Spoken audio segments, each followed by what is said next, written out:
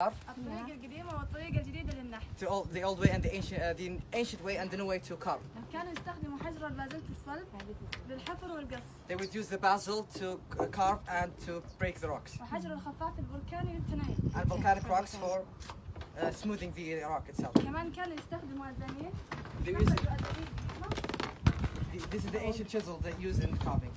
طريقة النحت راح تكون بالشكل هذا.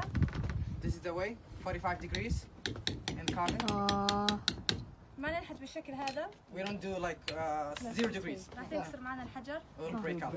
إذا حابين تجربوا معنا النحت عندنا حروف عربية وإنجليزية ولحيانية. We have now a Lehyanat letter, Arabic and English letter. So you would be taking your name if it's in English. You'll take it to the Lehyanite and try to translate it and write it.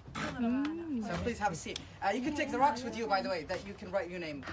Yeah. Yeah, you can take it. So if your name is more than 7 letters, you'll be tired. It's your fault. It's your parents' fault. It's your parents' fault. It's your parents' fault.